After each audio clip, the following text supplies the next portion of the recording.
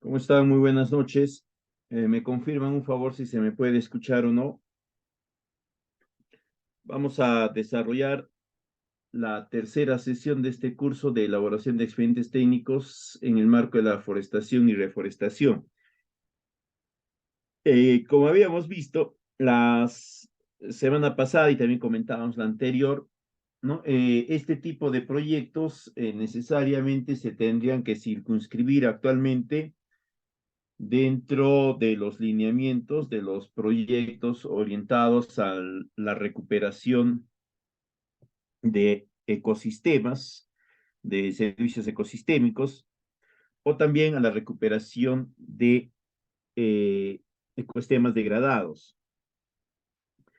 que tienen sus propias características. Una de ellas es que la forestación y la reforestación son uno más de los componentes que se tiene que implementar. No es el único componente ni tampoco es el componente predominante, ¿no? Esto teniendo en cuenta, como habíamos dicho, que en muchas ocasiones estas áreas de forestación o de reforestación, por su amplitud territorial en la cual se distribuyen, están vinculadas ni siquiera a ecosistemas, ¿no? Sino ya a biomas.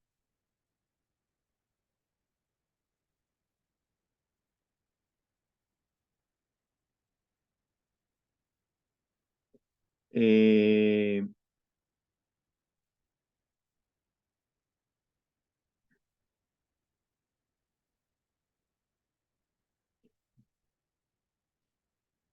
entonces, este tipo de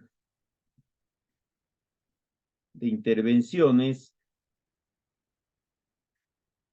van a estar orientadas a generar todo ese conjunto de elementos. En esta oportunidad, como estamos orientándonos básicamente hacia lo que es forestación y reforestación, vamos a ver algunas características de los expedientes técnicos, específicamente en este componente. Sin embargo, se les va a facilitar un modelo de expediente técnico de ecosistema. Esto va a ser a través de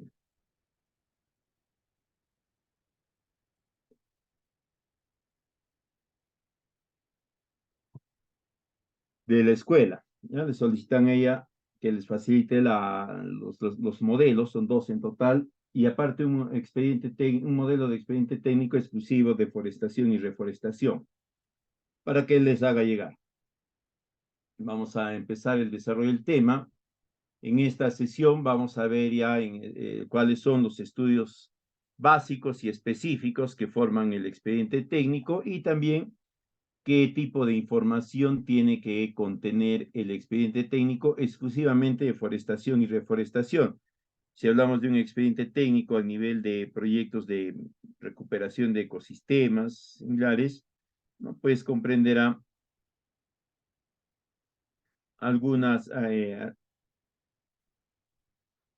algo más de información un poco más detallada, ¿no? Eh, el contenido general de un expediente técnico, nosotros lo conocemos, ¿no? Más o menos es el esquema que está ahí en pantalla.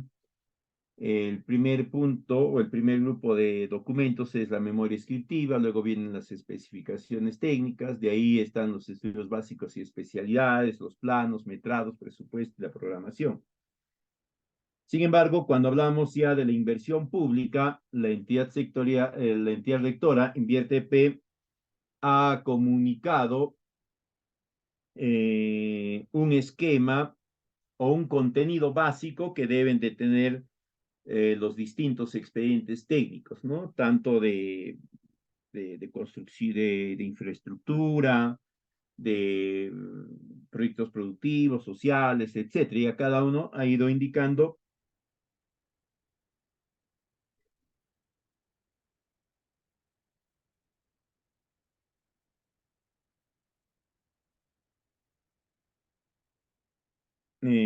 cuáles son estos documentos.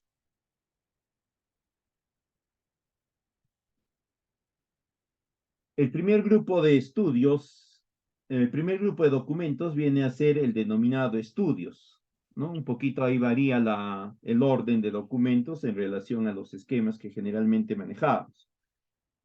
Este primer grupo de documentos va a estar constituidos por los distintos estudios, los básicos y también los especiales, que tiene que generarse para que en función a estos estudios se perfeccionen las partidas que componen el proyecto, el expediente técnico.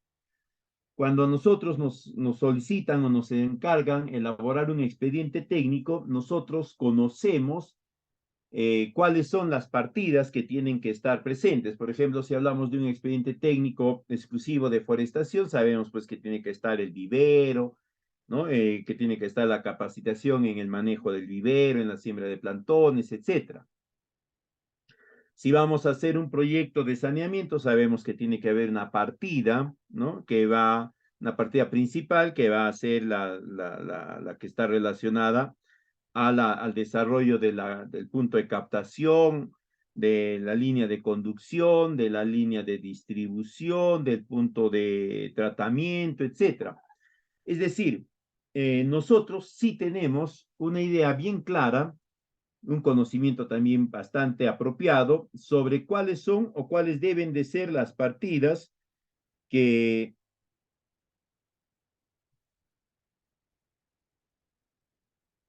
que tiene que contener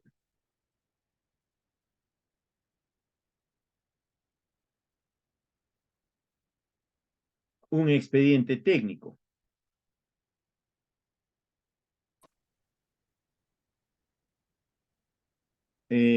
Pero ¿qué es lo que nos falta?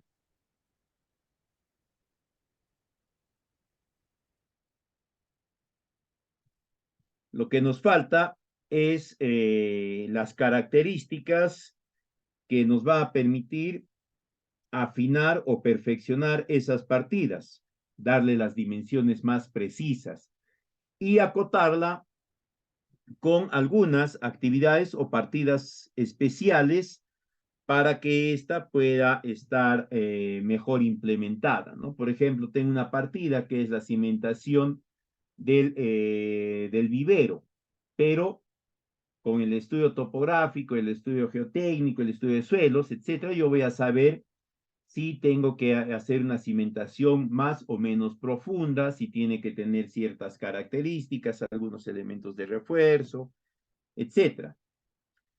La partida de plantación, ¿no? O de plantación de los plantones es una partida que todos entendemos que debe de estar presente al momento de elaborar el expediente técnico.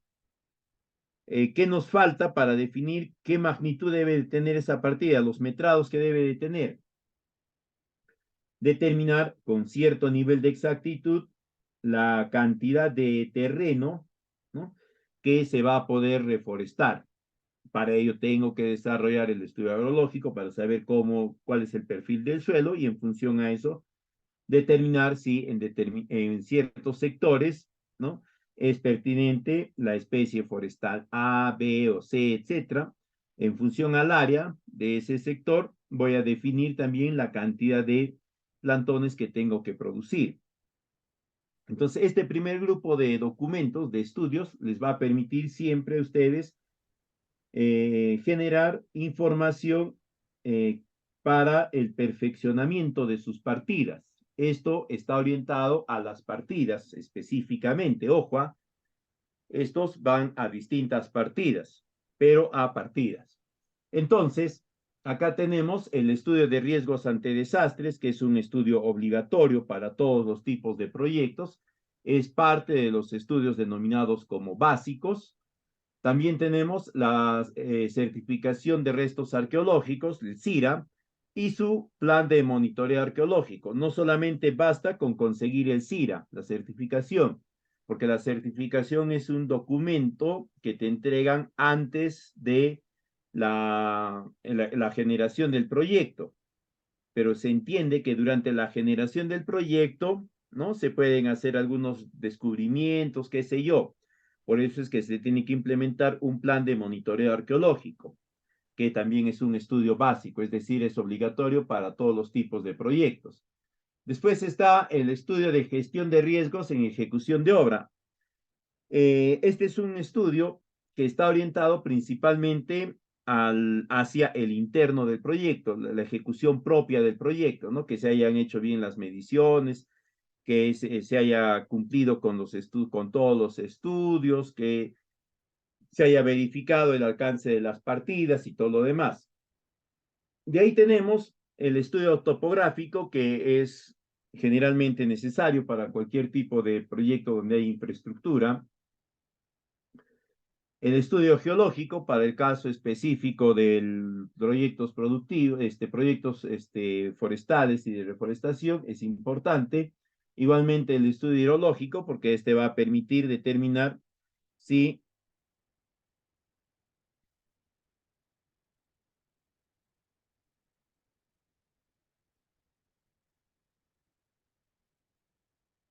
eh, si se, si se dispone de la cantidad suficiente de agua proveniente de la precipitación para atender las demandas hídricas de las plantaciones. Y de no ser así, también se puede definir a partir de qué tipo de medidas adicionales se pueden implementar para garantizar esta provisión apropiada, ¿no? Acá es donde aparece el desarrollo de zanjas de infiltración, de terrazas, etcétera, a partir de este estudio. Por eso es que les decía que estos proyectos de forestación, reforestación, deben de enmarcarse obligatoriamente dentro de los lineamientos de proyectos de recuperación de servicios agroecosistémicos o de recuperación de áreas degradadas. También tenemos el estudio de impacto ambiental, que es otro estudio básico, obligatorio para todos los tipos de proyectos, que dependiendo de las características propias de uno u otro proyecto, puede comprender algunas o puede comprender algunas actividades que vayan a generar un impacto, digamos, medianamente significativo a altamente significativo sobre el medio ambiente. En el caso específico de proyectos de forestación y reforestación, no sucede, ¿no? Tal vez el desarrollo de la infraestructura, si es que hubiese un gran movimiento de tierras, ¿no? Podría tener algún tipo de efecto sobre el medio ambiente, pero es un efecto muy puntual, por lo tanto va a ser una, una incidencia baja. Generalmente en este tipo de proyectos de forestación, de reforestación, el estudio de impacto ambiental es únicamente a través de los diagnósticos, ¿no? Hay una metodología básica mínima exigida, la de Leopold, que se les va a compartir el manual para la elaboración del mismo. Esto considerando lo que les decía, ¿no? Que no tienen pues esta característica de impactos severos, a diferencia de otro tipo de proyectos.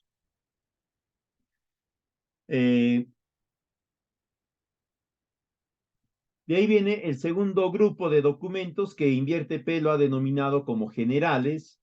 Acá es donde ya se empieza a materializar el expediente propiamente dicho. Tenemos el resumen ejecutivo, la memoria descriptiva, la memoria de cálculo, las especificaciones técnicas.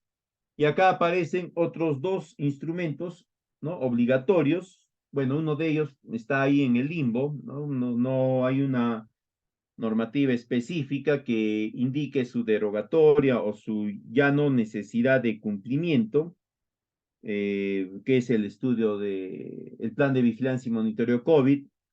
Como ya se han levantado las restricciones sanitarias, se han derogado varios dispositivos vinculados a la separación de las personas para evitar los contagios, etcétera, pero no se ha pronunciado todavía la entidad rectora sobre la obligatoriedad de este estudio o de este plan. Anteriormente sí era obligatorio, ¿no? Hasta el año pasado era obligatorio para todos los proyectos, e incluso, ¿no?, se tenía que considerar su costeo como parte adicional de la presupuestación del proyecto. Pero ahora, un poquito que está ahí en el limbo, no se sabe si todavía se tiene que presentar o no. De todas formas, es importante que ustedes lo tengan presente, ¿ya? Por si le solicitan o por si es necesario que planteen algo de información al respecto. El otro estudio es el Plan de Seguridad y Salud en el Trabajo. Este es un documento obligatorio. Este sí es obligatorio para cualquier tipo de proyecto, sea por administración directa, indirecta, ¿no? Básicamente, esto se ha dado porque la entidad rectora ha verificado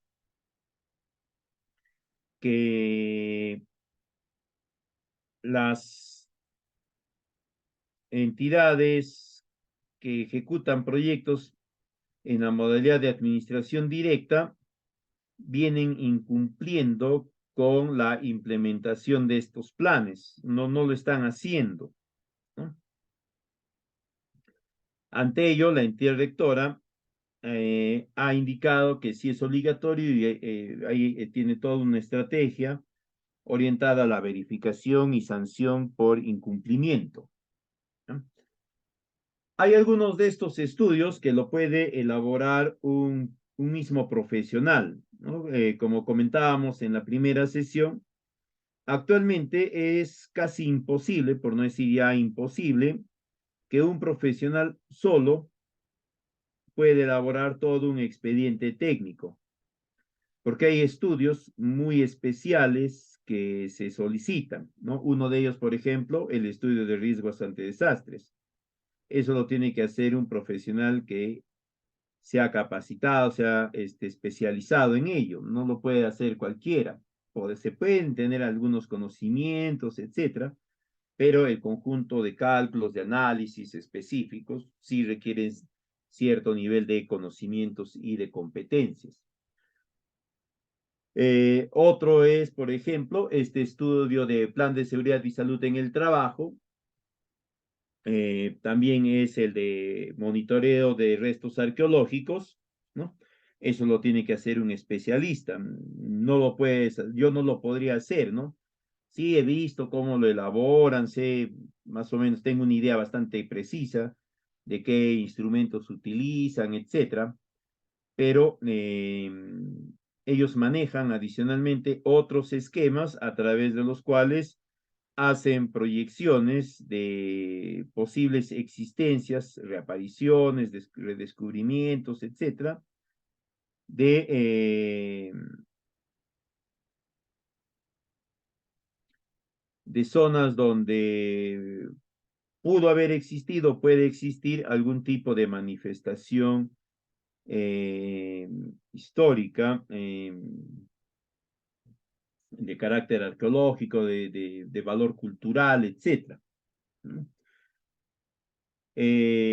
Ahora, ¿por qué se les va a explicar cuál es el tipo de información que debería de contener en estos documentos? Básicamente eso es debido a que es importante que ustedes sí tengan eh,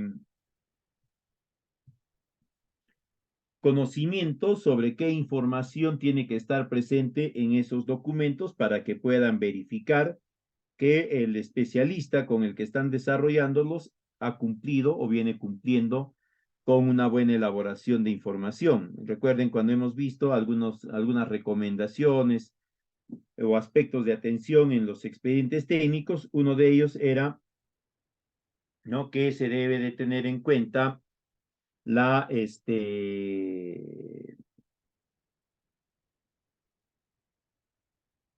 ¿cómo se llama esto? La elaboración de los estudios completos y con el detalle suficiente, ¿no? Entonces, para que ustedes puedan verificar que el estudio está completo y tiene el detalle suficiente, es que se les va a compartir algunas indicaciones. El tercer grupo de documentos es el de ingeniería y detalles. Acá ya viene todo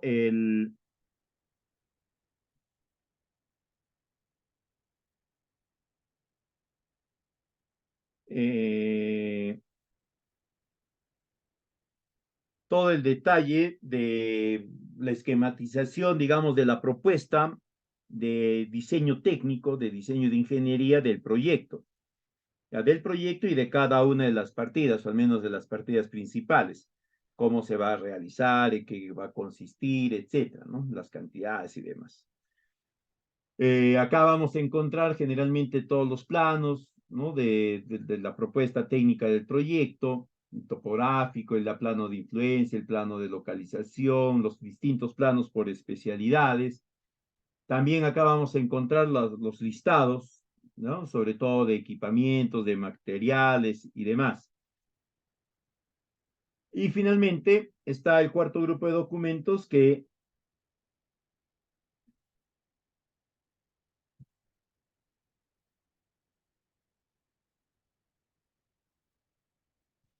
en el cual se trasladan ya la información anteriormente generada, pero en términos tanto de tiempo como de monto de inversión, ¿no? Acá es donde aparecen los famosos presupuestos. El presupuesto del proyecto de obra, el presupuesto desagregado de gastos generales, el más amplio que es el de costos unitarios y demás. Así como también aparecen acá ya los cronogramas. Es preciso en este punto recordarles que cuando se habla de un expediente técnico y su presupuesto, se habla también del presupuesto específico de cada partida. Cada partida tiene su presupuesto, por eso es que se desagrega el proyecto a nivel de partidas, ¿no? Y se entiende que cada partida se tendría que ejecutar al 100%, es decir, lograr el 100% de sus metrados con el total de presupuesto que se ha planteado, independientemente de las otras partidas, es decir, cada partida baila con su propio pañuelo. No tiene por qué afectar a otra partida porque el especialista, el consultor, ha elaborado muy bien el expediente técnico, lo suficientemente bien como para garantizar que se puede ejecutar, ¿no? Cada partida con el presupuesto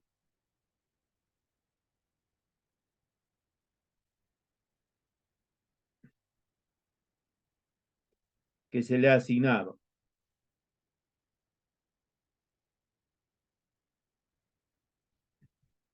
Entonces,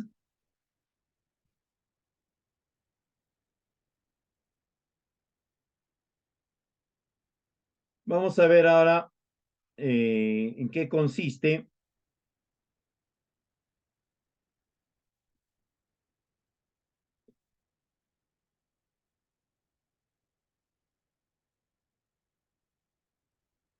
el primer grupo de estudios básicos y específicos. Como habíamos visto, el primer grupo de documentos que se tiene que incorporar es el de estudios. Acá vamos a encontrar los estudios básicos y específicos. Los básicos son estudios generales que tienen que ser elaborados y presentados por todos los proyectos. Los específicos son estudios que, dependiendo de la complejidad, de las características propias del proyecto, se tienen que generar o no, dependiendo del caso, ¿no? En algunos tipos de expedientes. Uno de ellos importante es el estudio de riesgos ante desastres. En este estudio, ¿ya? El especialista va a analizar vulnerabilidades del área de influencia del proyecto. No es del área de ejecución del proyecto, sino es de toda el área que va a verse afectada o va a verse influida directa, indirectamente por la ejecución del proyecto. Y les tiene que alcanzar información básicamente de carácter económico sobre la vulnerabilidad de los principales servicios, ¿no? Saneamiento, transportes, comunicaciones, salud. Esto le sirve a la autoridad para poder generar una propuesta de respuesta ante estos posibles desastres, a la autoridad local. No es una información que se le va a enviar directamente al ministro, al congresista, sino esto le sirve al alcalde distrital, provincial, al gobernador regional para que activen los COEs respectivos, ¿no? De defensa civil y estén estos ya preparados, prevenidos sobre cómo responder ante estos posibles desastres. Igualmente, acá se le va a dar información sobre la vulnerabilidad de determinados espacios de terreno, de territorio. Si son más o menos vulnerables a deslizamientos, incendios, lo que fuese, ¿no? Para que de esta forma también estas autoridades planteen la necesidad de inversión, ¿no?, preventiva para evitar estos sucesos. Ahora, ¿qué tipo de información les va a facilitar específicamente para el proyecto? Porque eso es para la autoridad y para la zona de influencia del proyecto. Para el proyecto va a generarles información donde se pueda verificar que los espacios de territorio donde se va a ejecutar propiamente el proyecto son los menos vulnerables, son los que se van a ver menos afectados por alguno de estos sucesos, de modo tal que la inversión que va a hacer el Estado, el gasto que va a hacer el Estado, no se vea comprometido, ¿no?, en periodos inferiores a su horizonte de evaluación. Porque, ¿qué pasa si yo, a pesar que este estudio me dice que en la zona B es una zona de deslizamientos,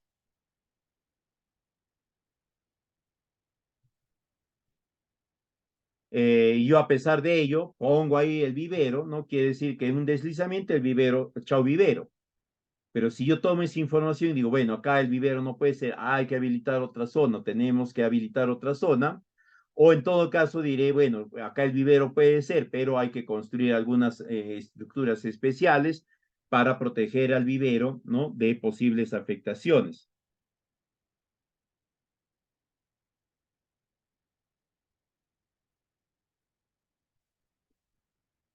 El segundo estudio obligatorio es este estudio de gestión de riesgos ante la ejecución del proyecto. Este es un esquema que tienen que utilizar ustedes, es la guía PMBOK de OCE, que ya viene preparada. Simplemente ahí lo que tienen que ir indicando ustedes es si se han analizado los diferentes riesgos. Son estos 11 en total que están ahí a continuación. No, son 11 en total. 3, 5, 10, ahí falta uno. Se me debe haber olvidado, pero en la guía está. ¿Ya? Les voy a compartir también este documento y su guía respectiva para que ustedes lo puedan verificar. Y sobre todo para que puedan tener un conocimiento sobre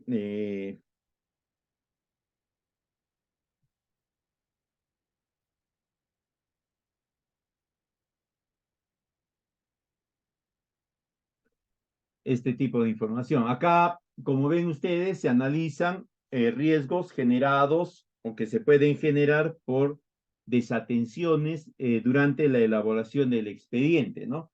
Por ejemplo, si está o no presente el documento de análisis de vulnerabilidades del proyecto. ¿Qué documento es ese? El estudio de riesgos ante desastres.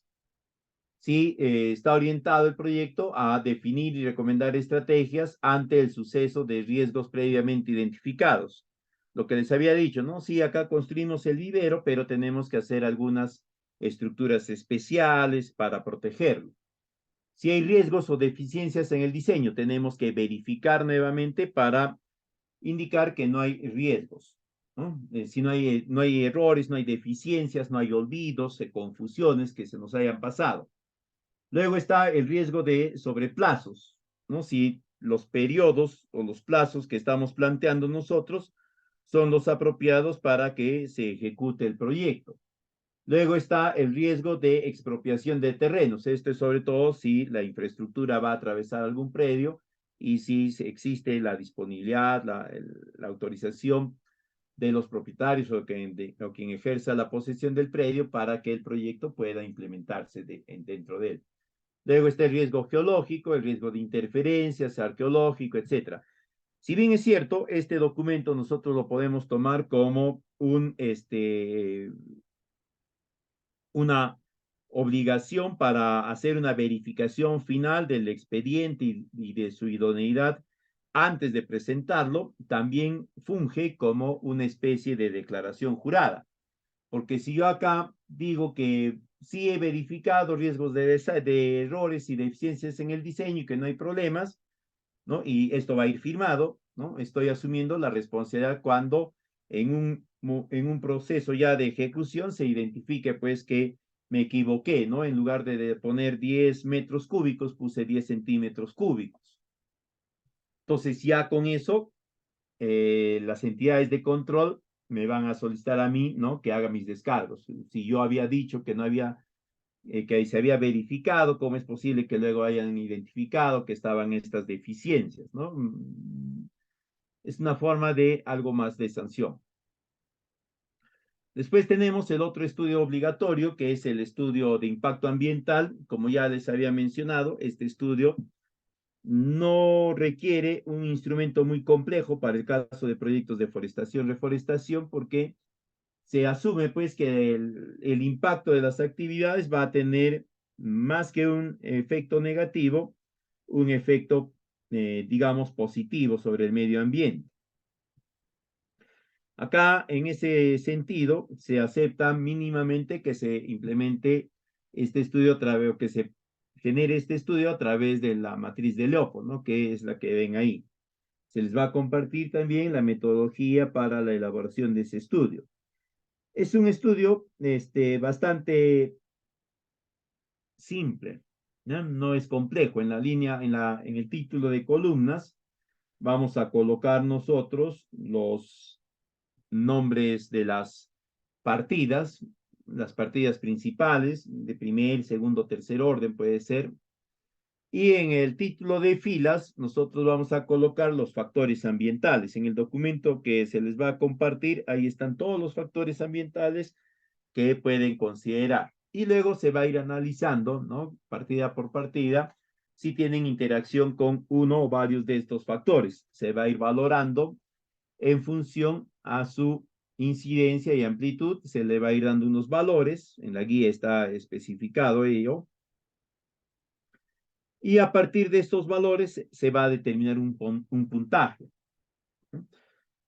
Y este puntaje, ¿no? Si es negativo, a medida que sea más alto, será de impacto más negativo. Y si es positivo, y a medida que sea más alto, será de impacto más positivo.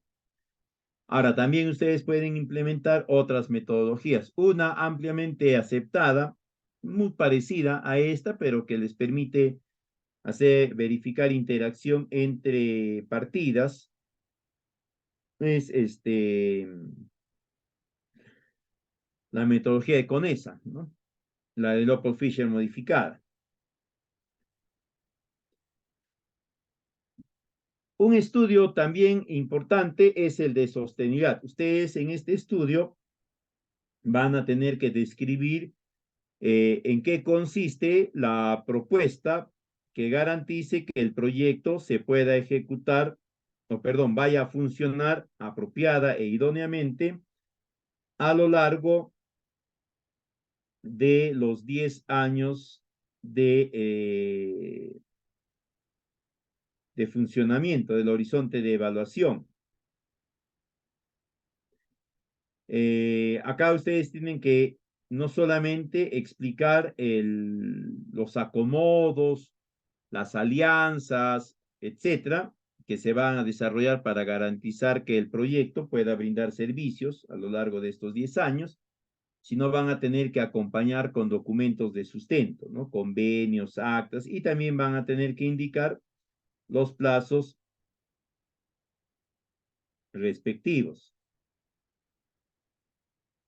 ¿ya?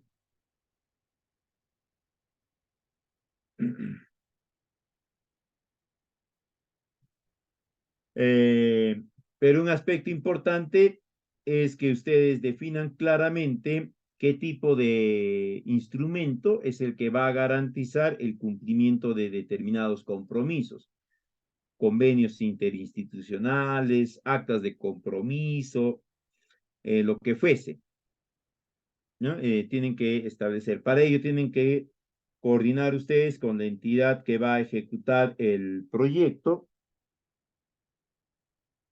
y también, ¿no? Van a tomar información del estudio de preinversión de la sección 2, sí, de la sección 2 o 3, donde se han identificado los actores estratégicos, ¿no? Porque ahí se ha descrito ya quiénes son, qué tipo de vinculamiento tienen con el territorio y con el proyecto, y se ha verificado si estos pueden formar parte de algunas alianzas estratégicas, etcétera. De ahí está el otro estudio básico, que es el Plan de Monitoreo de Restos Arqueológicos. Este es un documento que lo elabora el especialista.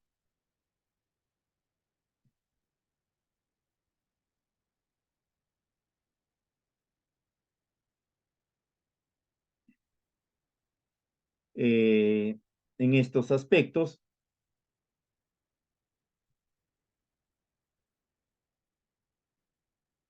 Va a elaborar toda una propuesta. Generalmente la propuesta consiste en la verificación de la no existencia de estos restos arqueológicos durante la ejecución del proyecto, ¿no? A través de algunas visitas.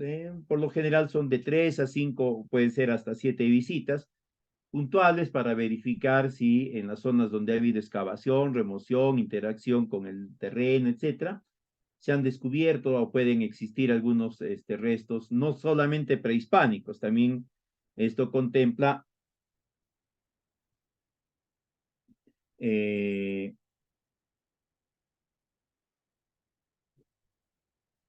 la existencia, por ejemplo, de estos restos de animales fosilizados y todo ello, ¿no? Ellos tienen sus esquemas georreferenciados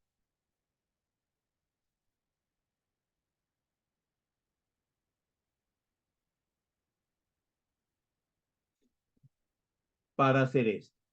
De ahí vienen los estudios específicos. Para este tipo de proyectos de forestación, reforestación, ¿ya? Y esto también se puede ampliar eh,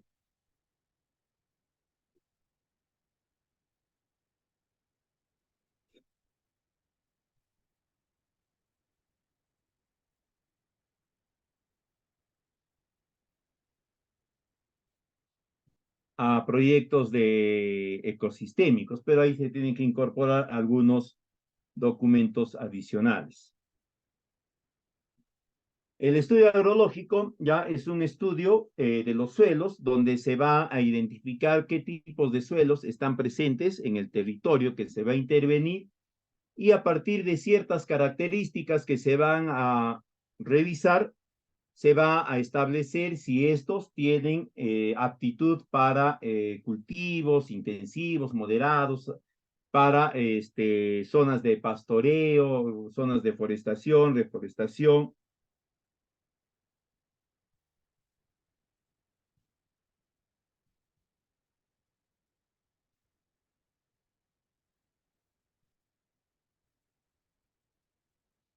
Eh, este estudio sí lo puede elaborar el ingeniero forestal, el agrónomo, etcétera. No requiere conocimientos, digamos, fuera de las competencias o fuera de los estudios formativos que el líder del equipo pueda haber establecido, pueda haber llevado, ¿no?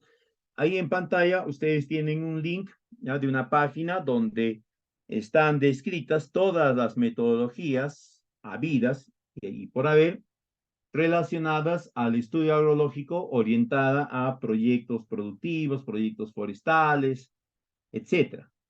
Porque este estudio también, desde acá nada más, de una parte de este estudio agrológico, se deriva hacia el estudio de suelos para las actividades de ingeniería, ¿no? Sobre todo de infraestructura. Pero esta paginita ya les va a permitir a ustedes tomar conocimiento de los métodos especiales para proyectos de este tipo. Una metodología bastante fácil de comprender y de poder implementar para desarrollar este tipo de estudios es esta de los cuadros de valores numéricos, donde se evalúan básicamente 5 características, ¿no? La pendiente, el grado de erosión, la profundidad efectiva, la textura y la permeabilidad. A partir de estas evaluaciones se van determinando rangos, ¿no?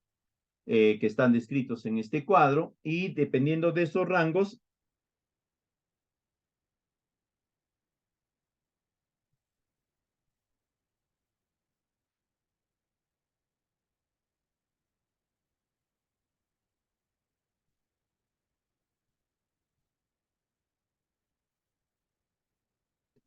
se va determinando un puntaje. Se suman esos puntajes y se obtiene un puntaje total que, dependiendo del rango en el que compete, ¿no? Se le corresponderá pues la clase 1, la clase 2, 3, 4, etcétera. Y de ahí, en esa página web que les he puesto, ¿no? Ahí está la descripción de las características de cada una de estas clases y también qué tipo de actividades puede soportar. Otro estudio específico de este tipo de proyectos es el estudio hidrológico. Acá, en este estudio, ustedes tienen que calcular a partir de una revisión de una serie histórica de 30 años, ¿no? Las precipitaciones que están presentes en la zona, para que a partir de ello ustedes puedan determinar si los volúmenes de precipitación van a ser lo suficientes para que la propuesta de reforestación, deforestación, pueda implementar, sobre todo que pueda generar el tiempo y las condiciones apropiadas para que los plantones se establezcan y se desarrollen apropiadamente. Y si no Profesor, es así, disculpe. sí, buenas noches. Sí, buenas noches, profesor. ¿Por qué 30 años es el tiempo de la serie histórica, profesor, para Ah, saber? ya. ¿Por qué? ¿Por qué 30 años? Porque como dijimos anteriormente en la primera sesión, este tipo de proyectos tienen o comprenden áreas grandes, ¿no? Que generalmente están vinculadas a territorios hídricos llamados cuencas, subcuencas. Eh, el elemento característico que genera los detalles, las características de una unidad hidrográfica es el agua. Y nosotros, para poder implementar cualquier proyecto que se enmarque dentro de este esquema de cuencas hidrográficas o de gestión de recursos hídricos, necesariamente tenemos que conocer el ciclo hidrológico del agua en esa unidad hidrográfica, porque ahí tiene un comportamiento específico. Para nosotros poder entender bien este ciclo hidrológico y sobre todo para hacer el balance de la subcuenca o de la microcuenca, tenemos que hacer una revisión histórica de 30 años. Se podría aceptar 20 años, se podría aceptar 20 años, pero vamos a tener ciertas dificultades o ciertas imprecisiones en la proyección, sobre todo en el periodo de retorno. El periodo de retorno básicamente viene a ser el tiempo que puede pasar para que se vuelva a presentar una precipitación máxima histórica, más un 10%. Y eso les va a permitir a ustedes generar algunas partidas que permita soportar ese incremento de precipitación, ¿no? Para evitar que hayan deslizamientos, lo que fuese. Ahora, ¿qué sucede si no tienen un histórico de 30 años? ¿No? Podrían trabajarlo con 20, 25, pero tienen esta dificultad. Pero sí, sí o sí se encuentran históricos de 30 años, ¿ah? No específicamente de la zona, ¿no? Pero sí se pueden hacer ya algunos cálculos, algunas estimaciones, ¿no? A través de una serie de fórmulas, una serie de estrategias. Pero sí o sí traten de generar esta información con la mayor cantidad posible de de datos históricos en todo caso. Más recomendable si están lo más cerca posible a los 30 años. Y tiene que ser a nivel de la unidad hidrográfica, ¿no? Que puede ser una microcuenca, una subcuenca. Les voy a compartir un expediente técnico, no pensaba esto, de forestación a nivel de una subcuenca, que ya tiene varios años tiene ya más de 10 años de haber sido ejecutado incluso, ¿no? Pero para que ustedes vean cómo se analiza uno de estos proyectos a nivel de esas unidades territoriales.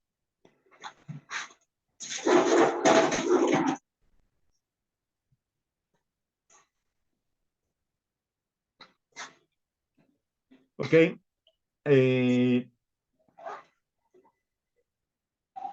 Ahora, de este mismo estudio, en este estudio, ustedes tienen que tener en cuenta que les generen dos tipos de información. Una información que es sobre la precipitación, digamos, puntual en los puntos donde vas a establecer algunas estructuras, como son las zanjas, las cochas, las terrazas, etcétera, ¿no? Para que a partir de esa cantidad de precipitación que va a caer en ese punto, tú puedes determinar las características de tu diseño. Pero además les tiene que facilitar también información sobre la escorrentía hacia ese punto donde tú vas a establecer tu estructura. Porque no, el agua de la precipitación no va a decir, no, yo caigo acá en la zanja y el agua que está fuera de la zanja se va para otro lado. Hay una cantidad que, debido a la pendiente, etcétera, que puede ir hacia la zanja. Ustedes tienen que determinar.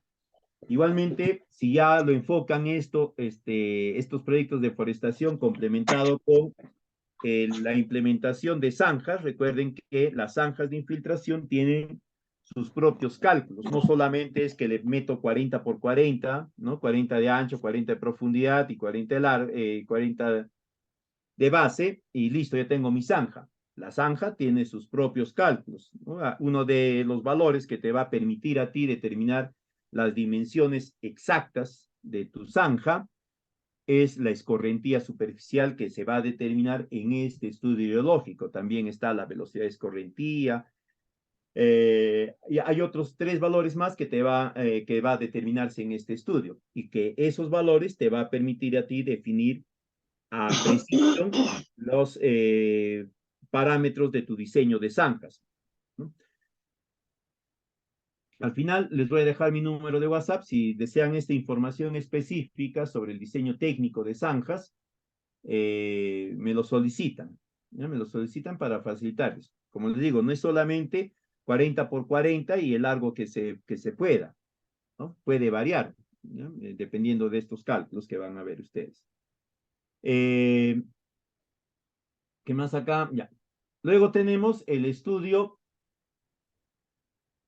geológico. Esto es en el caso que, vinculado al proyecto o al expediente técnico, se generen ciertas estructuras, como pueden ser algunas cochas, ¿no? Que dentro de los esquemas de proyectos de restauración de servicios ecosistémicos sí están contemplados. Igualmente para áreas degradadas también están contempladas. Para praderas también están contemplados.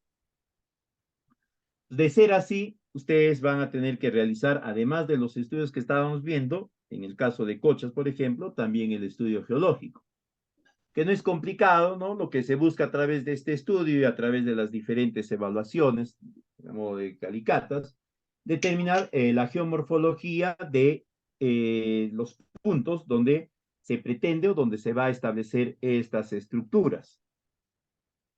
Esto con la finalidad de poder determinar apropiadamente las diferentes profundidades que nos van a dar o que nos van a permitir hacer unos cálculos más precisos relacionados a la capacidad de infiltración, la capacidad de soporte del suelo, etcétera, ¿no? Sobre todo para el dique, por ejemplo, se tiene que hacer esto para poder identificar la profundidad de excavación del dique, si se tiene que hacer relleno, etcétera.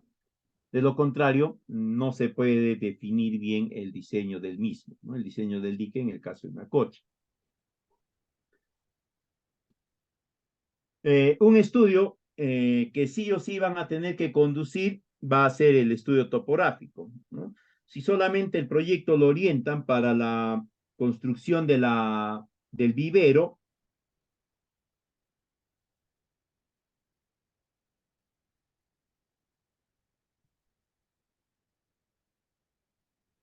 eh, se tiene que hacer un estudio, un levantamiento topográfico del área donde se va a generar esta estructura. Si se va a hacer una cocha, igualito, si se va a hacer zanjas, lo mismo. Dependiendo del sistema de plantación que planteen ustedes en el proceso de forestación, reforestación, también se tiene que hacer algunas determinaciones topográficas. Esto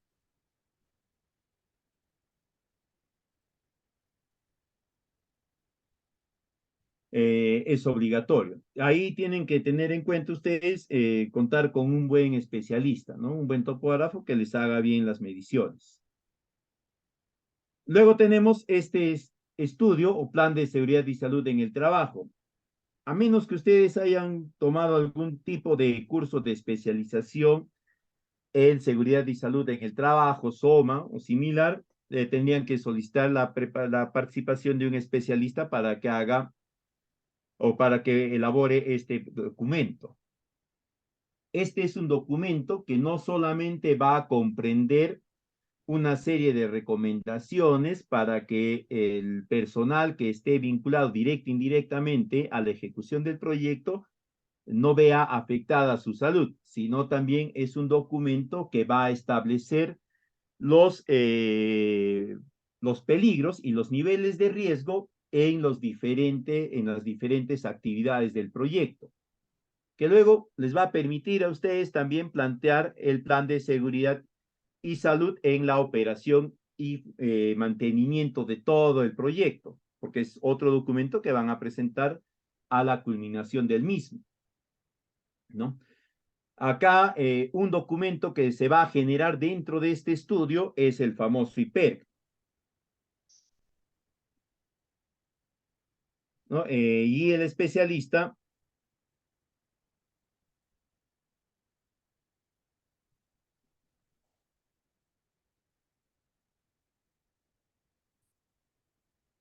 tiene los elementos para poder elaborarlo, ¿ya? Hay una serie de estudios también dependiendo de la cantidad de personal que va a participar en el proyecto. Se puede llegar incluso a generar un comité de seguridad y salud en el trabajo, unos reglamentos, etcétera. Lo que sí es importante es que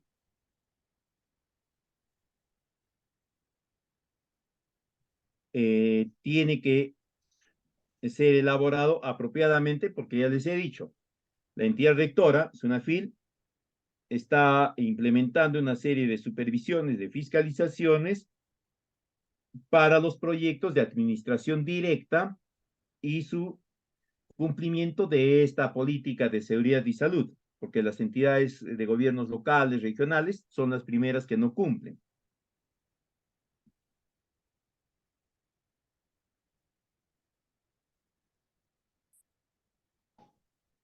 ¿Ya?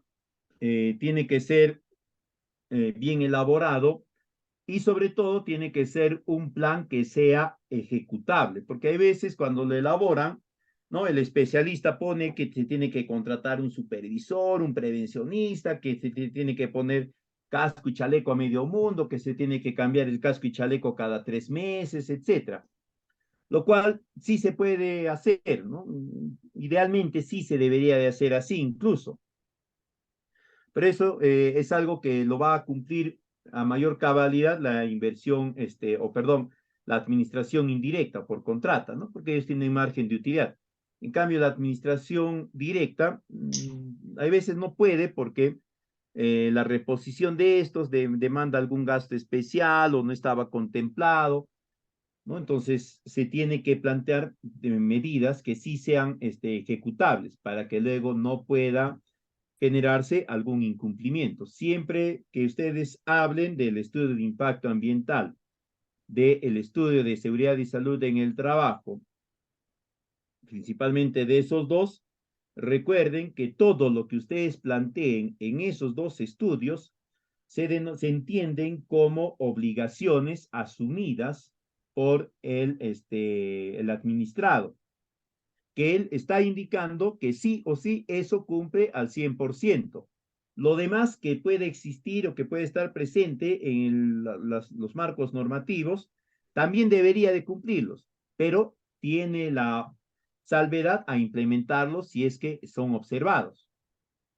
En cambio, lo que él mismo verifica y establece, sí o sí tiene que cumplirlos. No hay forma en la que lo evite. Y si no cumple, ¿no? Está generando el incumplimiento de sus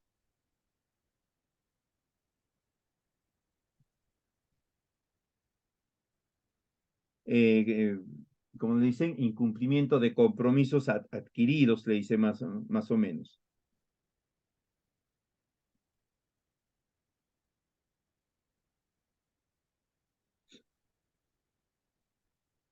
¿Ok? Esos son los estudios que generalmente les van a solicitar, tanto los básicos como los especiales. Ahora, Profesor, eh, disculpe. sí, Eh, eh, em, tuve problemas con internet, no pude ingresar un poco antes. Quería preguntarle al profesor si dentro de los estudios que se solicitan está también el estudio de suelo o calidad del suelo, eh, cuya finalidad es poder determinar si el suelo está apto o requiere algún tipo de mejoramiento para la siembra de los plantones. Acá está en el estudio agrológico. De ahí les va a salir esa información, ¿no? Les va a definir si es un suelo tipo uno, tipo 2. Por lo general, en las zonas de reforestación es un suelo tipo 3 o tipo 4.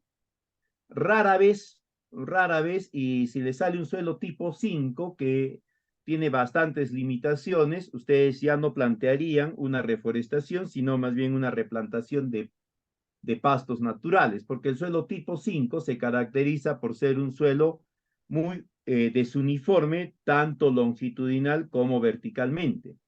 Es decir, tienes un suelo que tiene una profundidad de 25 centímetros, ¿no? Y esta profundidad está presente en un radio de 30 centímetros, digamos.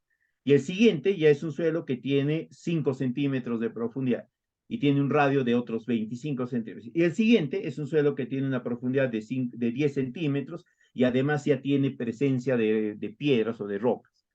El suelo tipo 5, que es bastante común en ciertas partes donde se plantea o donde se han desarrollado estos ecosistemas, tiene esa característica.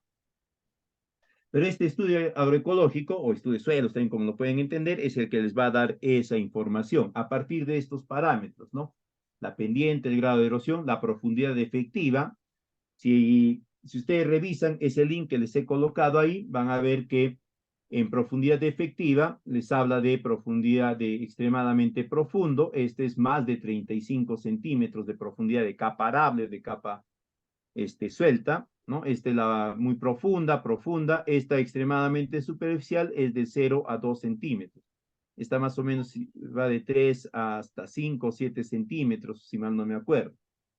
Ya en este link que les he puesto, acá en esta paginita, vamos a ingresar. Ahí les va a mandar a esta página, ¿no? Y ustedes si van ingresando a cada uno de estos, les va a ir describiendo en qué consiste cada parámetro, cómo se mide, y como les mencionaba, acá ustedes van a encontrar diferentes sistemas de evaluación.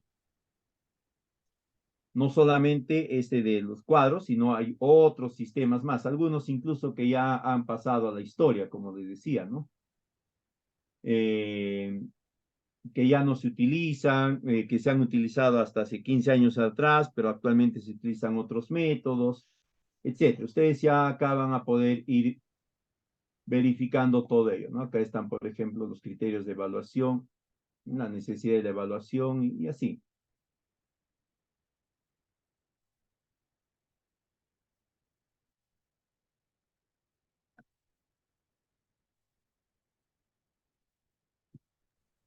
También está ahí, profesor, el tema de la presencia de suelo orgánico o materia orgánica en el suelo para determinar su calidad, Sí, sí, o acá no, también profesor. está. Sí, también, ¿no? Ahí están todos los cuadros. Si ustedes ven, Ya. ingresan, acá Ya. hay unos cuadros, Sí. aptitud del suelo, y les va saliendo así. Cada uno tiene sus cuadritos. Yo quise en Ya, algún profesor. momento descargar todo esto y tratar de compilarlo en un manualito, algo así, pero es información bien amplia, ¿no? Y después de un tiempo ya uno se cansa. Me cansé y dije, mejor les comparto el link, ¿no? Ok, profesor. Entonces, acá están, ve, acá hay más cuadros todavía y así. Es bien completo esta página web, bien completa. Y la ventaja es, como les dije, es que toda la clasificación del suelo, las recomendaciones de uso del suelo, de manejo del suelo, están específicamente orientadas para proyectos productivos, para proyectos forestales. Entonces, seguimos, ¿no? Entonces, estamos ahí. Entonces, vamos a ver ahora qué tipo de información es la que se debe de consignar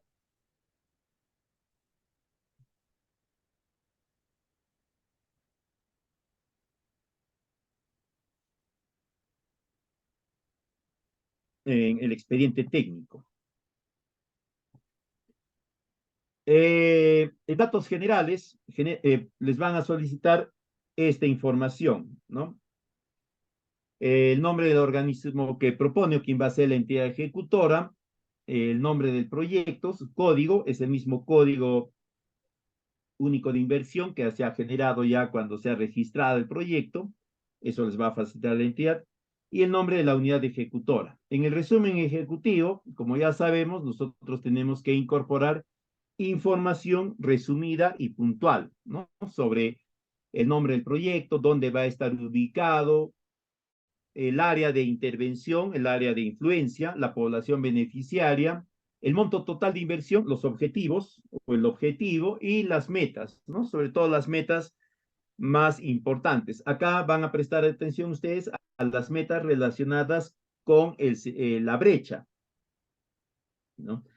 Que es este porcentaje o número de hectáreas que han sido reforestadas o que han sido recuperadas, ¿no? Tengan mucho cuidado porque ahí estaba revisando la vez pasada y en algunas fichas se han equivocado, ¿no? En aporte de la brecha le han puesto el monto de inversión. La brecha en este tipo de proyectos es número de hectáreas que se van a ver mejoradas. Eh, Luego van a indicar cuáles son los componentes principales, en otras palabras, las partidas de primer y segundo orden. También van a indicar cuál es el plazo de ejecución y los indicadores de evaluación. De ahí pasan a la memoria descriptiva. En la memoria descriptiva, en la parte de datos generales, ustedes a modo de cuadro les van a pedir esto, dependiendo de la entidad, este, puede ser a modo de cuadro, puede ser con subtítulos, pero ahí tienen que colocar ustedes el nombre de la entidad que va a ejecutarla, el nombre del proyecto, su código, la unidad formuladora, la unidad ejecutora. En algunos casos hay unidad ejecutora financiera, ¿ya? Entonces ahí le ponen ustedes el nombre de esa unidad. Básicamente, la unidad ejecutora, la unidad formuladora, es el nombre de la oficina, ¿no? Gerencia, sugerencia, jefatura, lo que fuese. Luego está el sector, el pliego, la función. Esta la pueden tomar ustedes del estudio de preinversión o si desean pueden revisar el anexo 2 de Invierte P para definir la responsabilidad funcional. El presupuesto, ¿cuál es el monto? Si es que hay aportes de otras fuentes, tienen que indicar cuáles son estas otras fuentes y los porcentajes que se están comprometiendo. Pero además de eso, si hay otras fuentes, este compromiso tiene que estar validado por un documento, un acta, un convenio, lo que fuese. En antecedentes, ustedes van a colocar información sobre intervenciones anteriores que hayan tenido el mismo objetivo u objetivos similares o objetivos que contribuían a este objetivo o que permitían que este nuevo objetivo se pueda materializar. Pero también van a incorporar acá información relacionada a algunas observaciones que les hayan hecho en el estudio de preinversión. Como les mencionaba, ¿no? Siempre se tiene que revisar el estudio de preinversión y sobre todo el documento de viabilidad para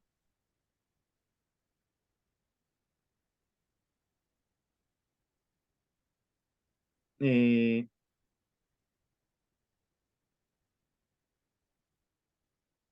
que se pueda verificar que todas las observaciones, detalles, etcétera, que se habían determinado como recomendación en la viabilidad se hayan levantado, se hayan superado, se hayan considerado en el expediente técnico. Si les han dicho que tenían que hacer, tenían que desarrollar el estudio agrológico con tal metodología, se tenía que haber superado esto para el expediente técnico. Si les indicaban que se tendría que incorporar una microcuenca más dentro de la propuesta, acá se tiene que superar ello. Todo tiene que estar superado en este punto. En la localización, ustedes van a considerar, ¿no?, la ubicación geográfica de la zona de intervención y del área de influencia, indicando, ¿no?, comunidad o anexo, poblado, distrito, provincia, departamento, región. Pero en el caso, si este expediente técnico de forestación corresponde al de ecosistema, acá también tienen que poner ustedes la localización de la unidad hidrográfica. Tienen que remitirse para ello a la página del ANA para que ahí ustedes identifiquen cuál es la unidad hidrográfica a la que corresponde, ¿no? Porque ya el ANA ha establecido, ha delimitado las unidades hidrográficas a nivel de cuenca, subcuenca, microcuenca. Ustedes de ahí nada más colocan, ¿ya? Pero tiene que, en ese caso sí tiene que haber la localización hidrográfica. Si no, si solamente es reforestación, basta con la localización geográfica nada más. También es recomendable que en este punto ustedes puedan incorporar datos sobre el acceso a este terreno.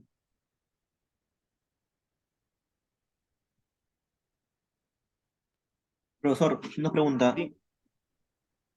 Respecto al primer punto que habla sobre indicar también centros poblados, población beneficiaria, por ejemplo, si yo tengo un proyecto de reforestación para recuperación de servicios ecosistémicos relacionado al tema de control de erosión en ribera de río, la población beneficiaria sería la extensión que ocupa mi reforestación o la población aledaña a mi zona de reforestación, profesor.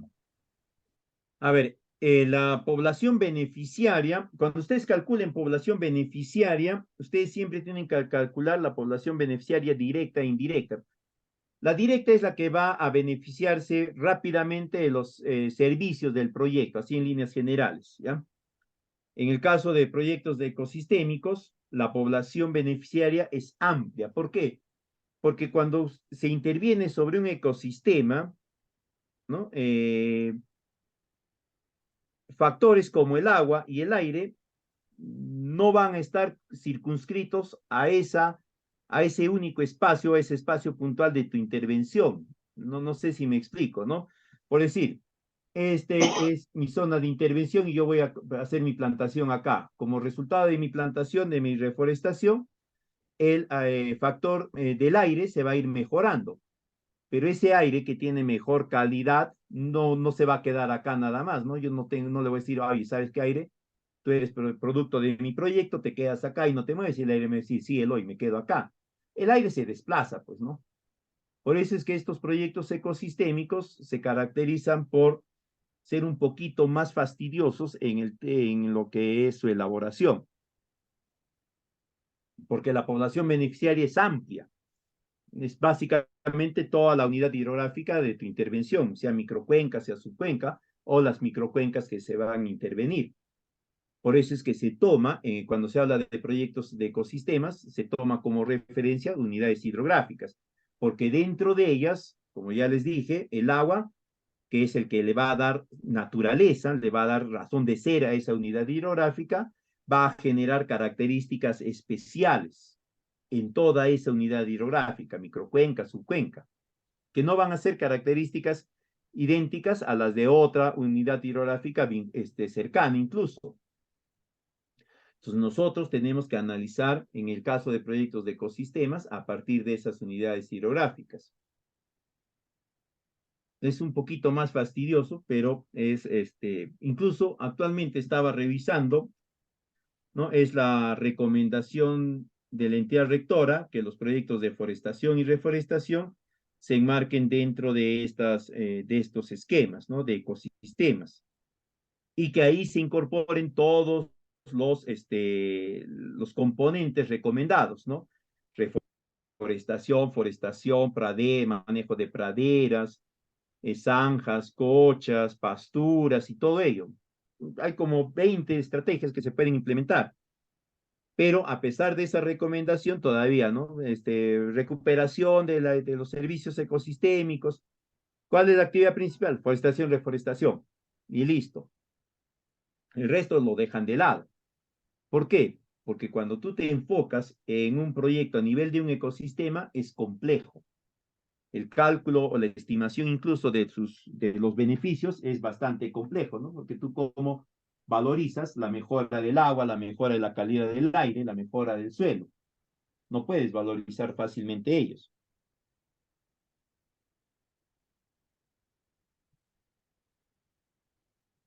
Profesor, ¿sí?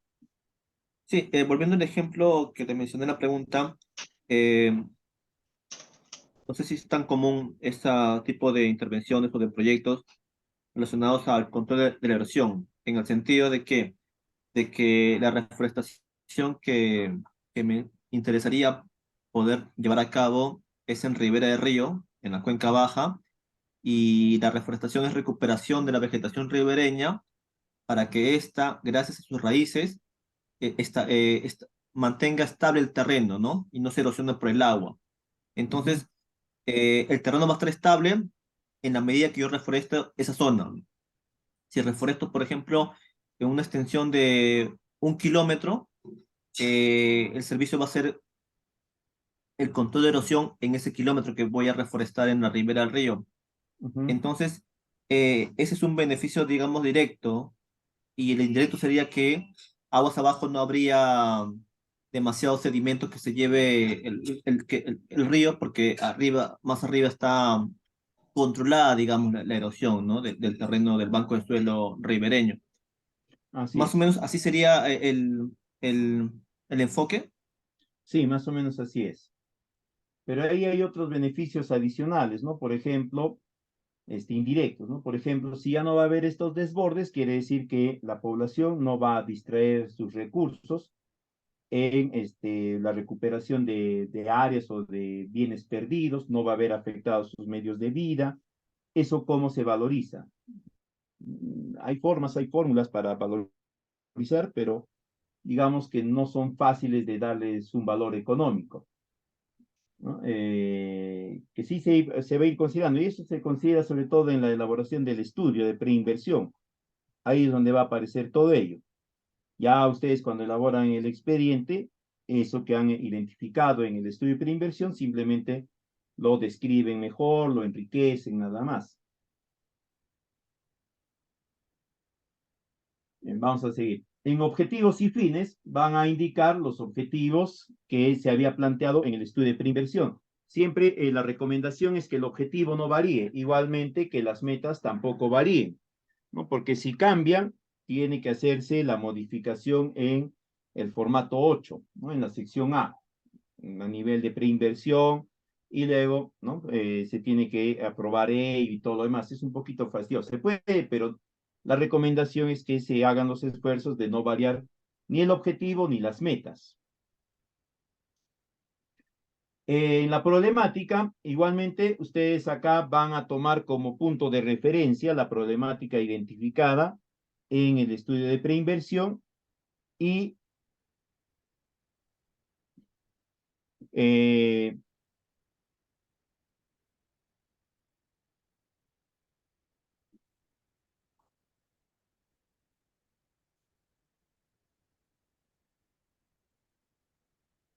van a vincularla a ustedes con problemática que también haya sido identificada en otros instrumentos, por ejemplo, en el PDC o regional o local, dependiendo, ¿ya? En algunos otros diagnósticos de entidades sectoriales, del MINAM, del MIDARI y demás. Esto es importante porque en la medida que ustedes puedan establecer estos vinculamientos entre la problemática identificada en el proyecto con esa misma problemática, pero identificada por otros actores, ustedes van a establecer que la necesidad del proyecto no es únicamente resultado de la elaboración del propio proyecto, sino es el resultado de una identificación previa generada por entidades propias del Estado, ¿ya?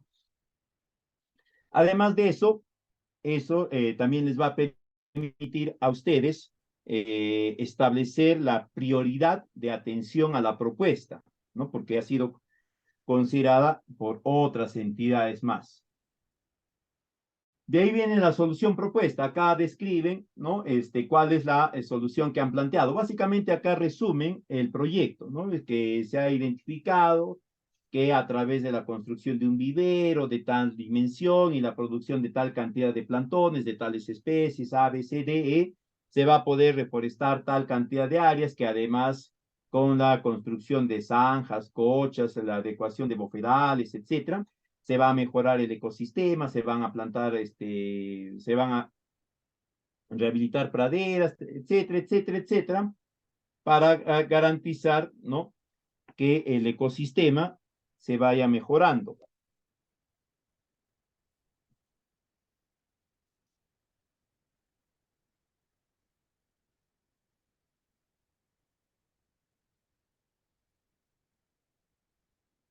¿Ok? En este punto, ustedes también pueden plantear algunos indicadores parciales, ¿no? Es decir, qué cantidad de área se va a reforestar en el año 1, en el año 2, 3, 5, así.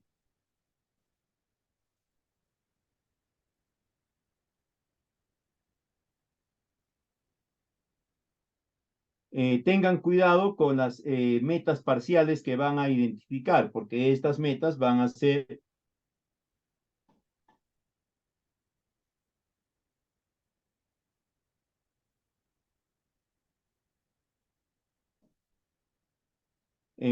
verificadas por la entidad de control, ¿no? Invierte P para empezar.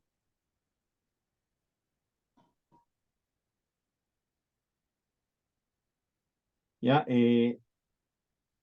Sean bastante realistas, tengan en cuenta que ya en la ejecución, o perdón, en el funcionamiento, la unidad productora y los beneficiarios son los que van a generar toda la operación del proyecto, ¿no? En algunos casos, los viveros se les entrega en sesión de uso a las comunidades, previa capacitación, obviamente, pero siempre que sucede eso, hay una disminución de entre el 30% en promedio de la capacidad de producción del vivero. Por aspectos de manejo de la tecnología, de la capacidad de implementación rápida en lo que se les ha entrenado, etcétera, ¿no? Tengan cuidado de eso. ¿Por qué? Porque cuando las entidades de control hagan las verificaciones en la fase de funcionamiento, mínimamente van a esperar encontrar aquellos indicadores que ustedes mismos han planteado, ¿no? Entonces, si no encuentran ello, empiezan las observaciones. Entonces, sean bastante realistas, sean también bastante mesurados. De ahí viene la descripción del proyecto. Acá es donde ya empiezan a describir los diferentes componentes del proyecto, ¿no? Tratando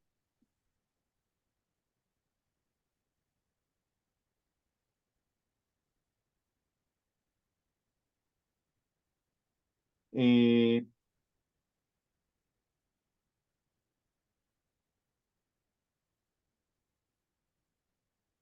tratando de dar los mayores alcances posibles. Hay que tener presente que el expediente técnico es una guía detallada de cómo se va a implementar el proyecto. Entonces acá ya se tienen que ir definiendo y describiendo las diferentes partidas, las diferentes actividades. Si hay capacitación, tienen que indicar en qué consiste la capacitación, cuál va a ser el tema de capacitación. En algunos casos, ¿no?, dependiendo de la entidad, incluso les exigen que ustedes definan la metodología de capacitación, taller, charla, lo que fuese necesario. Igualmente acá tienen que considerar ustedes la cantidad de profesionales que va a llevar adelante esta capacitación, sus características, su perfil profesional y demás. En cuanto a la generación de los plantones, ¿no?, también tienen que describir el tipo de plantón, perdón, la especie de plantón, el tipo de proceso de producción del mismo, si va a ser siembra directa, indirecta, qué periodo de tiempo va a estar en la cámara de germinación, de crecimiento, qué periodo de tiempo va a estar en las áreas de endurecimiento, de lignificación, ¿no? Por lo general ahí están entre 3 a 5 o 6 meses. Tienen que definir también en este punto ustedes ¿Cuál va a ser el método de endurecimiento? Por lo general es estrés hídrico, ¿no? Son estreses hídricos a niveles subletales, ¿no? Entonces ahí tienen que explicar ustedes cuál va a ser el criterio para determinar que el plantón está en un nivel subletal y que ya se le tiene que incorporar más agua. Por lo general es la técnica del peso, ¿no? Del pesado, ¿no? Si ya perdió el peso, ha bajado entre 40 y 50%, inmediatamente se incorpora agua para que este pueda mantenerse viable todavía. En este punto también ustedes van a describir, ¿no? Todo relacionado al vivero. Cuál va a ser sus dimensiones, el material de construcción, si se va a generar, además del vivero fijo, algunos viveros temporales. En algunos proyectos se plantea eso, en otros no necesariamente. También van a describir las dimensiones de los diferentes ambientes del vivero, de las cámaras de germinación, etc. Y van a describir todo el proceso de producción, ¿no? Detallando de forma muy específica en qué consiste o cómo se va a realizar cada uno de ellos. En costos del proyecto, acá ya plantean ustedes los costos del proyecto, considerando el costo total, ¿no? Las partidas principales relacionadas a los costos directos y luego todos los costos indirectos, ¿ya? Ahí va a estar, en algunos casos les indican que coloquen el propio costo del expediente, en otros no. En algunos proyectos de forestación, de reforestación, les indican que se considere un estudio de línea de base, en otros no. Si les indican, esto está en costos indirectos, ¿no? Están los costos de supervisión, de liquidación, los gastos generales. Por lo general, este tipo de proyectos ecosistémicos o de forestación, reforestación, se ejecutan a través de la administración directa, ¿ya? Por ahí he encontrado algunas propuestas de una administración indirecta por contrata. Si es así, tienen que establecer en estos costos indirectos los porcentajes de la utilidad y de el impuesto general de las ventas, ¿no? Eso, la utilidad les va a indicar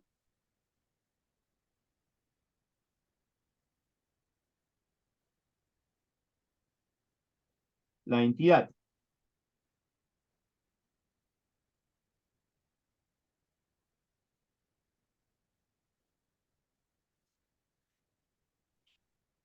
¿no? En este punto también van a indicar ustedes la duración del proyecto. La duración del proyecto, Profesor, sí. sí, una consulta. Respecto al presupuesto, eh, ¿existe un monto mínimo y un monto máximo o no existe ese tipo de limitantes? A ver, en proyectos de deforestación, reforestación, no está planteado el monto mínimo ni tampoco un monto máximo, ¿no? Se entiende que como está orientada específicamente a la forestación, reforestación, debe haber un costo promedio de vivero. La verdad, no he verificado ese costo promedio todavía, ¿no?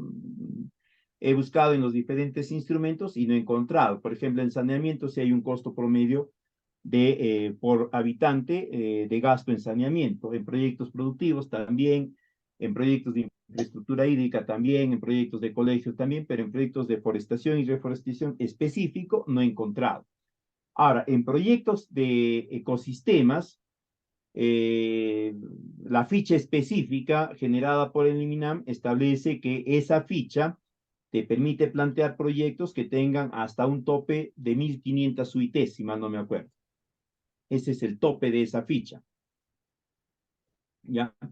De esa ficha. Ahora, de ahí ya, pues, si tu proyecto engarza dentro de los lineamientos de esa ficha, ese es tu tope. Si no engarza dentro de los lineamientos de aplicabilidad de esa ficha, tu presupuesto o tu instrumento será pues el 6A o el 6B, ¿no? Si es el 6A, tu tope es 750 UITs.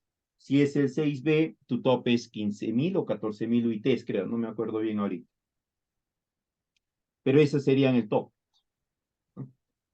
Pero en proyectos específicos de forestación,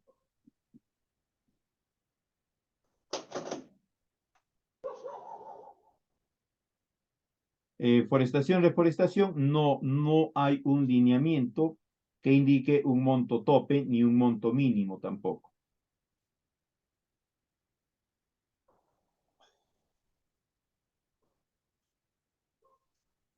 Ahora, la entidad también les va a indicar, ustedes tienen que tener como referencia el presupuesto que se ha planteado en el estudio de preinversión más un 15%, ¿no? Si en el estudio de preinversión han planteado que el presupuesto del proyecto era de 2 millones, ¿no? En el estudio de preinversión dice que el presupuesto es de 2 millones, ustedes esto en el expediente técnico lo podrían elevar máximo hasta un 15%, ¿no? Es decir, 2.300.000. Ese sería el tope de tu presupuesto en este expediente técnico. Si es que hay una sola alternativa. Si hay dos alternativas, tendrías que fijarte en la segunda alternativa, cuál era el presupuesto que se había considerado y de esa segunda alternativa, ¿no? Planteas un tope de 15% y ese sería tu tope y justificas que el proyecto lo vas a ejecutar aplicando la alternativa 1, pero considerando el presupuesto de la alternativa 2 por X razón, ¿no? Incremento de los precios, inestabilidad social, política, judicial, lo que quieras. Y ya la entidad se va a encargar de hacer la verificación, los trámites y la aprobación respectiva.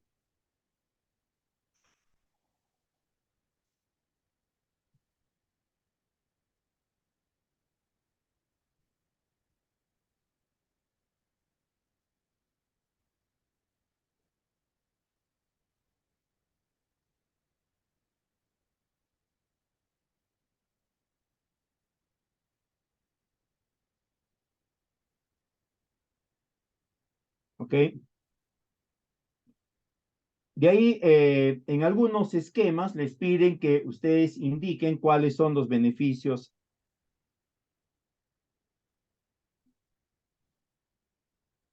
del proyecto.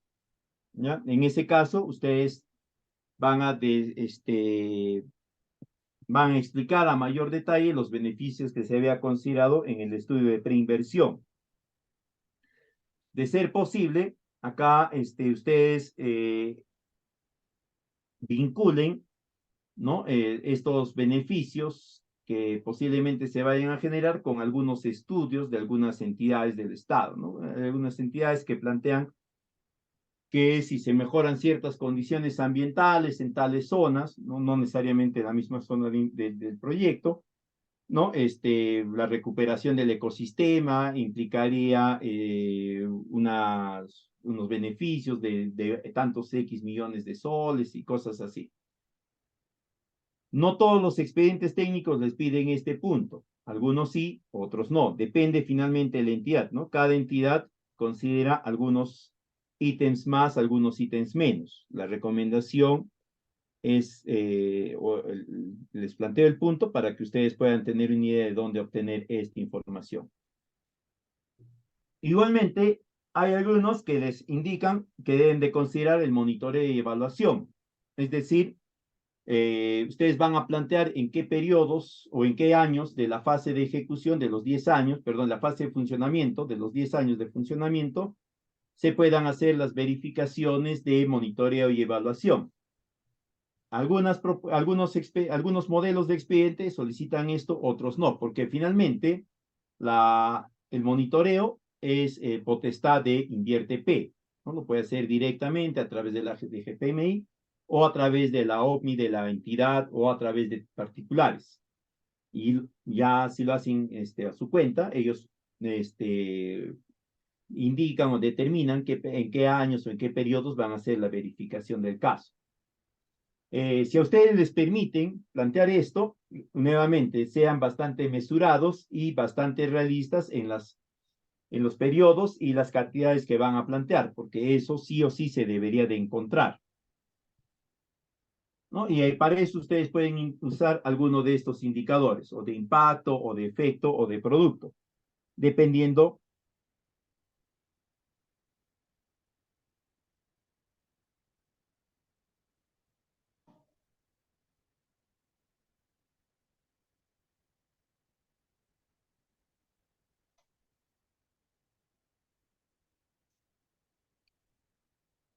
del proyecto.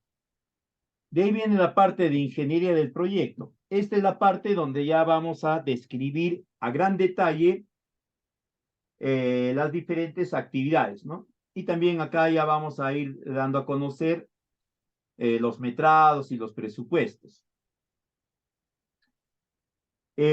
Vamos a indicar acá las especificaciones técnicas de los materiales más resaltantes y de las partidas más resaltantes también tienen que ser muy claras. No deben ser limitativas, son en todo caso las especificaciones técnicas base. Y ya en la ejecución se entiende y se espera pues que los responsables técnicos no busquen la mejora de estas especificaciones. Tiene que ser individualizada para cada acción. Si se repiten, en el mejor caso podemos poner ahí, ¿no? Que el proceso, las características sean idénticas a la partida 1.1.1 o la que fuese.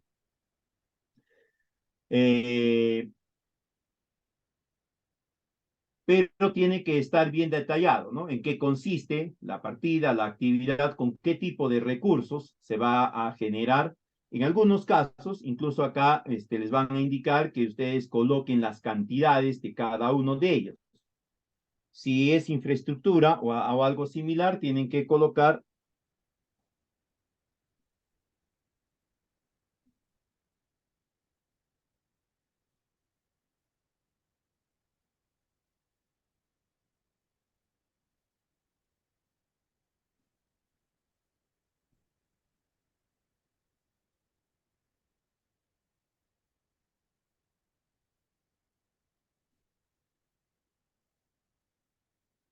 tienen que colocar esas dimensiones. También, si es actividades de tipo manual, ¿no? Repique, plantación, trasplante, etcétera, tienen que indicar cómo se va a desarrollar, ¿no? A qué hora, en qué momento, cuando está el sol arriba, abajo, adelante, atrás, si lo cortan, si sacan el multipod, si va a ser con bolsa, si cortan la bolsa, parten la bolsa, eh, desaparecen la bolsa, si van a incorporar algún tipo de aditamentos o lo que fuese. ¿Ya? Tiene que ser bien, bien detallado. No se olviden de ello. Eh,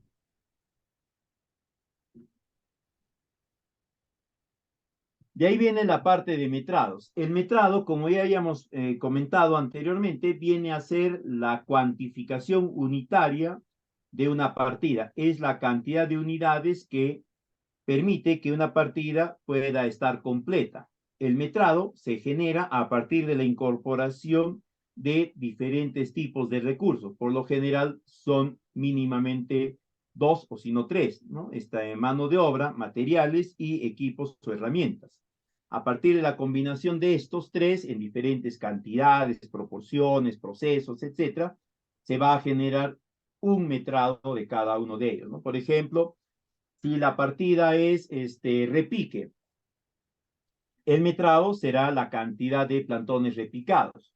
Pueden ser 10.000, 20.000 plantones repicados. Esos 20.000 vendría a ser el metrado de esa partida. Y cada uno de los plantones vendría a ser una unidad de ese metrado. Ahora, para que cada uno de esos plantones pueda ser repicado, ¿no? Se tiene que considerar algunos recursos. Eso se convierte ya en el costo unitario. El costo unitario, que también ya hemos explicado anteriormente, viene a ser la cantidad de recursos que se disponen para cada uno de los metrados de cada una de las partidas. Y es específico para una sola unidad de metrado. En este ejemplo del repique, ¿no? Para repicar un plantón, ¿qué necesito? Mano de obra. ¿Cuánto de mano de obra? No voy a necesitar pues una hora, necesitaré 10 minutos, 20 minutos. ¿Qué más necesito? una bolsita, sustrato, equipos, tijeras, aquello, por acá, por allá. Cada uno de ellos tengo que considerar para cada una de mis unidades de metrado. Y luego esto ya lo multiplico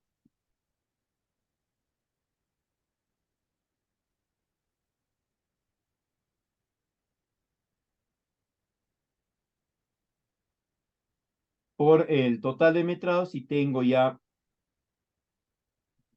mi partida, ¿no? Este análisis de costos unitarios, como ya ustedes saben, es la representación más extensa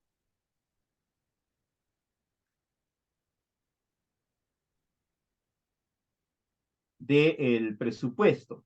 ¿Ya? Y es importante porque ahí ustedes van a verificar si efectivamente se ha presupuestado de forma apropiada cada una de las partidas. De ahí viene el presupuesto analítico, ¿no? Acá ya se muestra el presupuesto, pero considerando las partidas principales, partidas por lo general de primer y segundo, y tal vez hasta de tercer orden, pero por lo general son de primer y segundo orden. Además de eso, en este presupuesto también se considera todos los costos indirectos, ¿no? Considerando que acá pueden estar de supervisión, de liquidación, ya les dije, línea de base, si es que está considerado, eso la entidad les va a comunicar, todos los gastos generales, toda la utilidad, si es que va a haber administración indirecta. Si hay administración indirecta, y perdón, si el proyecto supera los 5 millones, se tiene que considerar el 5% para control concurrente. Algunos gobiernos locales, principalmente, y regionales también, han o vienen recomendando que dentro de los costos indirectos se genere un ítem de gasto para arbitraje que sea equivalente al 2% si es que el proyecto va a ser por administración indirecta, el 2% del costo directo. ¿Ah? Ya,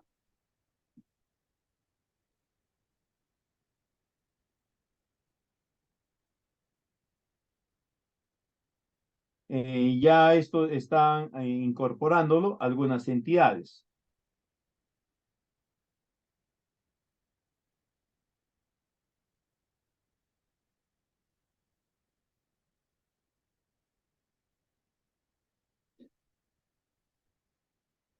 De ahí está el cronograma de ejecución de metas. Acá ustedes tienen que plantear el cronograma detallado por cada partida. Incluso en este punto también van a establecer ustedes la ruta crítica. Tienen que considerar una diagramación apropiada, una esquematización apropiada de este cronograma, de modo tal que se puedan apreciar no solamente los periodos, sino también las fechas de inicio y culminación y en algunos casos el presupuesto y la responsabilidad, ¿no? Esto para poder hacer un buen seguimiento en la ejecución.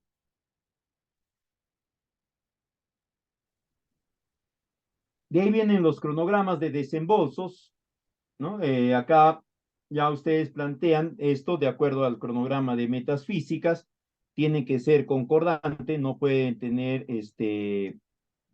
variaciones. Tengan en cuenta que de este cronograma de desembolsos, que se deriva de las metas físicas, se va a derivar el cronograma de requerimiento de materiales, de personal y de maquinaria. Si ustedes aprecian, acá estamos hablando de los tres recursos que permiten generar una partida, ¿no? Los materiales, la mano de obra y los equipos maquinarias. Los tres se combinan y generas una partida. Estos tienen que estar alineados con el presupuesto y con las metas físicas, no pueden variar. Finalmente tenemos los anexos, donde ya ustedes van a incorporar una serie de elementos que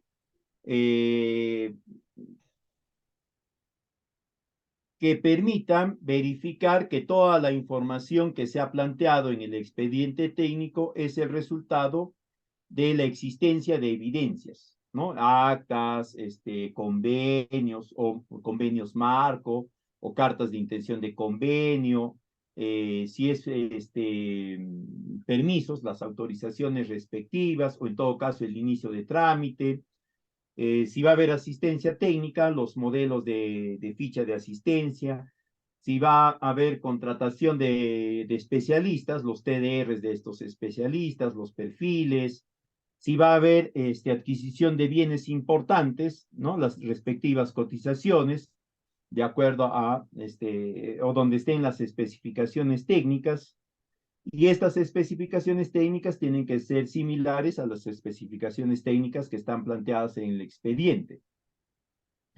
En algunos casos también les van a pedir que incorporen algunos formatos, ¿no? Para empezar, el formato de asistencia técnica, el formato de capacitación, etcétera. Ya eso va a depender de la complejidad del expediente técnico y también de las particularidades de la entidad, ¿no? Hay algunas entidades que te piden todo esto, hay otras que no te piden tanto, dependiendo. Y luego están todos los planos, ¿no? Del vivero, los planos de las plantaciones. Si es un proyecto de ecosistemas, acá tendrán que incorporar el plano de la zanja, el plano de la cocha, el plano de las terrazas, el plano de las plantaciones o de las replantaciones de pasturas naturales y demás. ¿Ok? Una cosa antes de olvidarme, porque esto me lo consultó ya eh,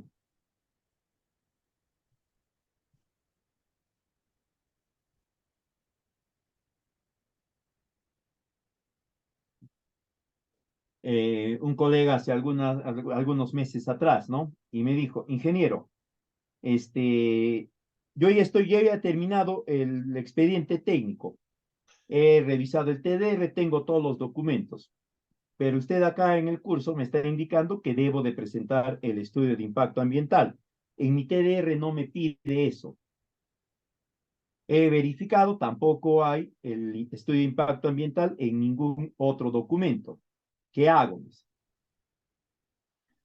Ustedes verifiquen, los documentos básicos son los que ya les mencioné, esos sí o sí son obligatorios en todo tipo de expediente. ¿Qué sucede si la entidad no lo está considerando? Ustedes, al momento de entregar el documento final, el expediente final, le indican que han cumplido, ¿no?, con la elaboración del expediente técnico en concordancia con los términos de referencia que ha sido motivo de su contratación. Y le hacen saber, así le ponen, ¿no? Se le hace saber que está pendiente que la entidad, o sea, ustedes, ¿no? El alcalde, quien sea, incorpore al expediente técnico el estudio de impacto ambiental que no ha sido considerado en mis términos de referencia. O los estudios obligatorios que no han sido considerados en su término de referencia. Puede estar el de riesgos ante desastres, puede ser también que no han considerado el plan de seguridad y salud. Con eso, ¿qué hacen ustedes? Con eso ustedes salvan responsabilidad.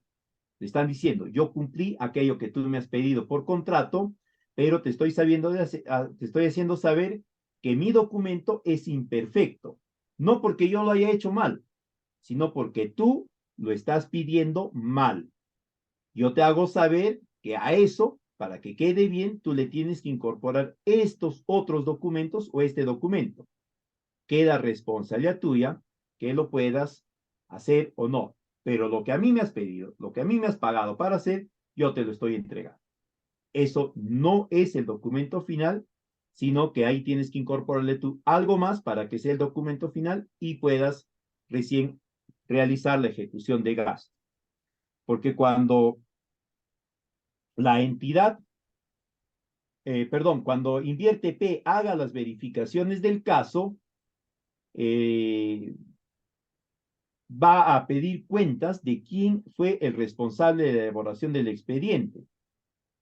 Y ustedes ese momento no van a justificarse diciendo que no presentaron tal estudio porque no les pidieron, ¿no? Invierte P lo que les va a responder es, no te pidieron, pero tú como especialista, como profesional, sabías que tenías que presentar ese documento. Si no lo has presentado, es tu responsabilidad. Es como cuando salimos a manejar el carro, ¿no? Todos sabemos que tenemos que manejar con tu brevet, con tu SOAT, pues la propiedad del carro, ¿no? Y tu DNI. Tú no puedes salir y decir, no, pues mi vecino que también es policía me dijo que yo podía salir solamente con el brevet o con el SOAT y la propiedad del carro, pero no tengo brevet. ¿No? El policía te va a decir, no, no, no, usted está en una falta. No, pero yo no sabía. Ah, igual, usted no sabía, pero igual está en una falta. ¿No? El desconocimiento, ¿ya? No te salva de la responsabilidad. A lo mucho es un atenuante, pero no te salva. Entonces tengan bastante cuidado con eso. Por eso en la PPT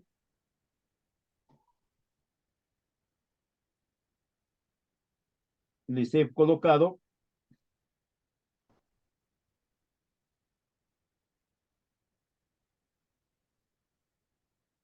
¿no? Cuáles son los documentos que la entidad rectora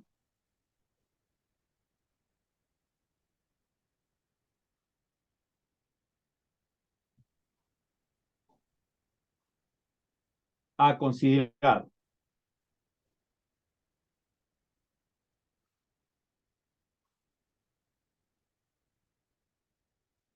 Si tuviesen alguna consulta, quedo atento para poderla absolver a través de la escuela. Les voy a compartir, ¿dónde está?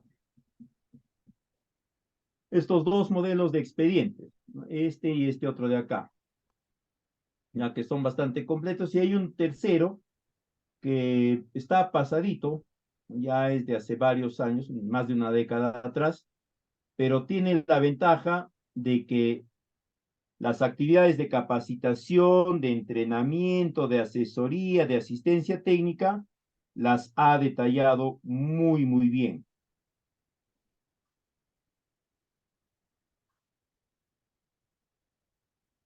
Entonces, de ahí ustedes pueden tomar como referencia esa descripción, ¿ya? Y la pueden adecuar a sus formatos, a sus esquemas propios. Esto, como les dije, con la finalidad de darles ciertas facilidades.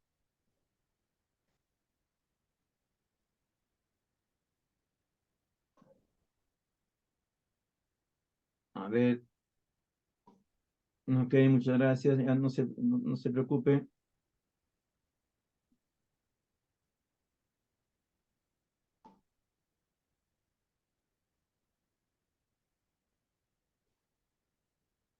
Si tuviesen alguna otra consulta,